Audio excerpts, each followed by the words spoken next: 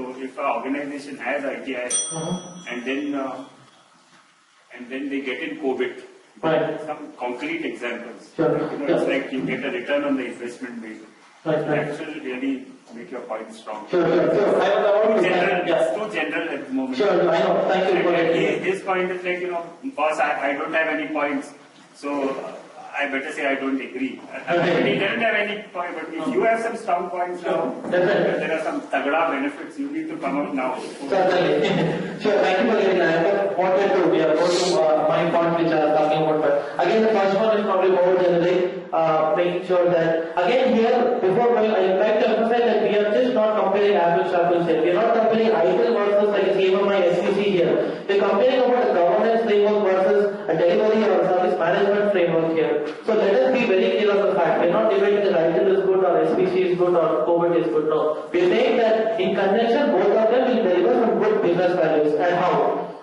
If you look at it, even though we have for and against, have you listed out here arguments against? Say arguments in opposite of that.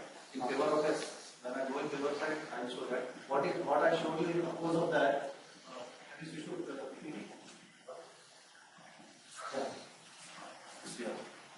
So my argument of the requirements was, in the interest of time, was by the organizers was to put it down like this and 3 to 5 minutes per argument. So you should have done something like that. So the point was that I was not having a specific argument which I can put in one line saying that this is good or this is bad. To arrive at that particular conclusion, I need to describe few things. Okay. And if I would have from start, if I would have taken a stand where I would started putting everything. Maybe either of you can answer the question. Okay.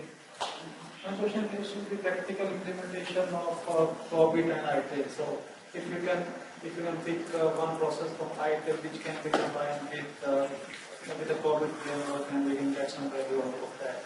Maybe you can pick any process from design or foundation or the operation. I'll tell you one thing.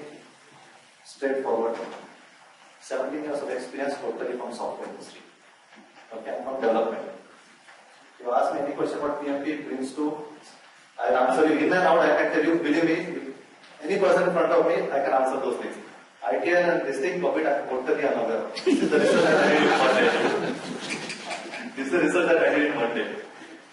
So if you ask me that to implement some process from infrastructure, in fact today morning I was in discussion with him about infrastructure management, that what all things you do and how you do and those things. I was just taking points from these things and trying to understand things. So I'm not the right person to answer this question. Yeah, I would like to take this and then say that I have presented just a screenshot of what kind of mapping, and I would like to start with the very first process, which is the service strategy in ITIL versus the plan and organize in CobiT. So if you look at it, the sub-processes in service strategy would be like your strategy governance, IT finance management, and service portfolio management, demand management can be overlapped with the processes in CobiT, which is define a strategic IT plan and define information architecture, manage the IT investments, manage quality. So if you look at it, the word investments is missing in ITIL because it doesn't really care about investments. It's more about how efficiently and effectively deliver your services. But combining your plan and organize and overlapping it with your service strategy would not only give you a better strategic IT plan and better process organization relationship and all those things, but also make sure that you communicate the right way and you manage the quality right way with a view on investment. So overlapping your service strategy on your plan and organize would definitely help you these three benefits. As against to if they were done in silos, let's say we have ITIL and just looking at service strategy part, we would be more concerned with demand management and portfolio management rather than worry about investments and quality and communication.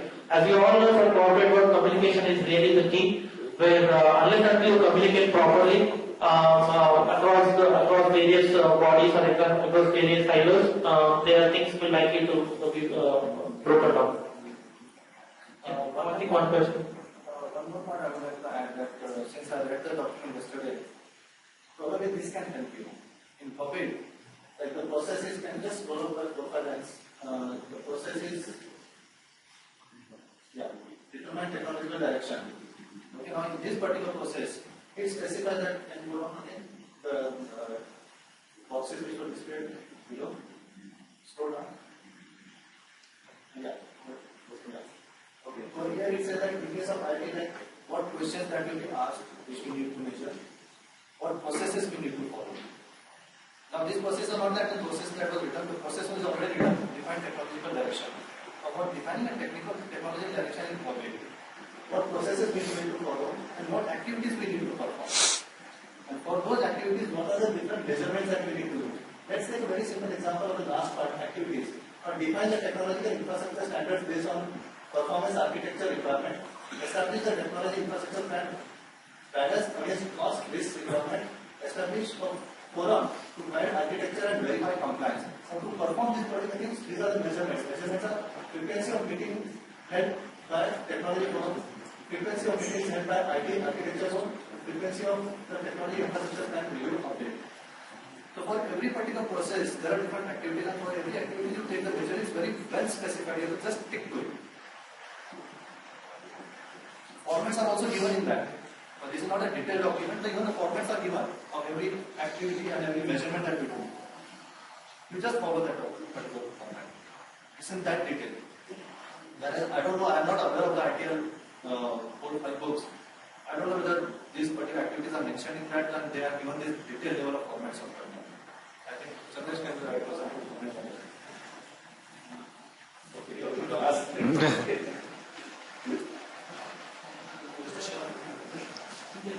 Mike.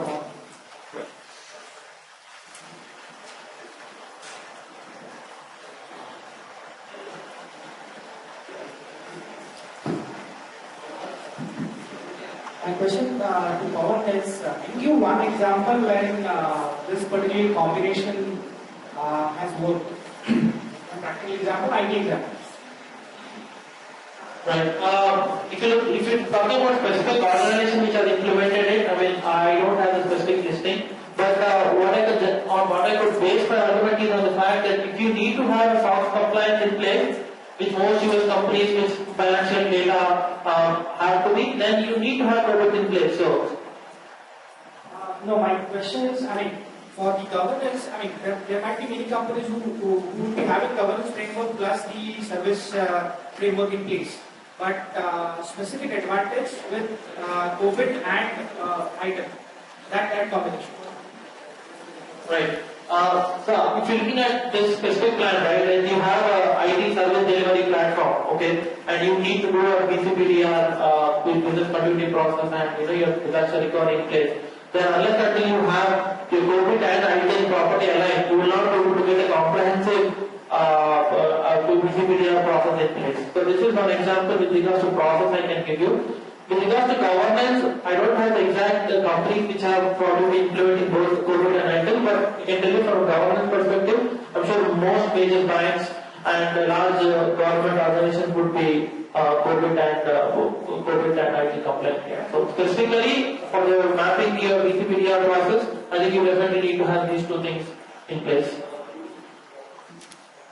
Does it answer the question? Thank you.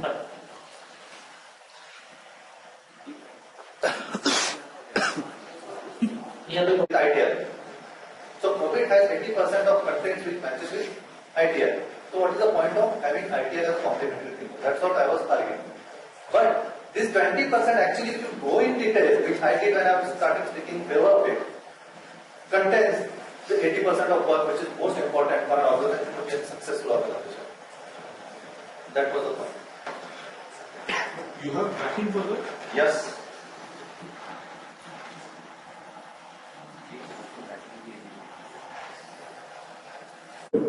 Yeah.